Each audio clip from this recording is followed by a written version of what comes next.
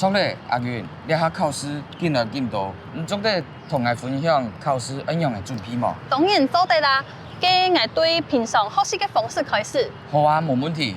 我一般轉播下了後，會分析根本你學到的課程，加成建議。哦，原來複習要當重要呢，將學到的知識再過學一遍。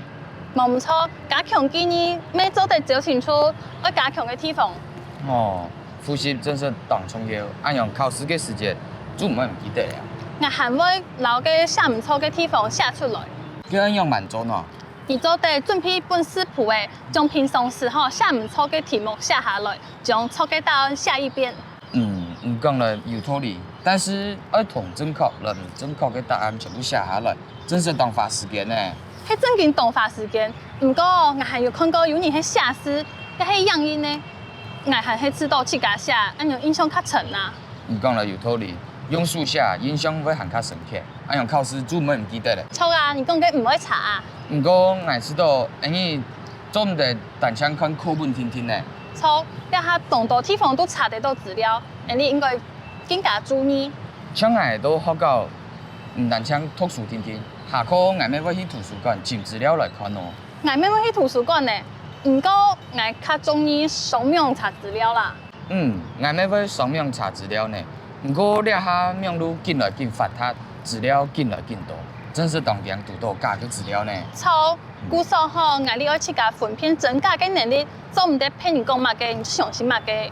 冇唔錯，你講嚟當好。你咪要學會分辨真假同思考嘅能力，按樣真唔可以讀到聽到嘅假資料。錯啊，阿飛，你哋出題坐喺書桌面前讀書，還有兩個當重要，三冇本人注意到嘅事情嗎？哦，現在兩種方式，就是水木留運通。哇，冇想到水木對英語考試沒有安太嘅關係哦。當然啦，你水發好，頭腦記憶就會好啊。哦，原來水木咩當重要呢？當然啦，因為水木嘅時節會讓你十條學嘅東西，短期記憶變成長期記憶。哦，你講嚟冇唔錯，按樣英語嘅記憶就做得很較深刻，考試就唔會唔記得咧。錯啊，因為水木嘅時節。頭腦會回顧早晨學嘅東西，會透出重要嘅東西來記，前提冇重要嘅記憶。哇，叫做親像電腦一樣誒，做得整理資料呢。錯啊，故說千萬做唔得惡呀。哦，原來係咁呢。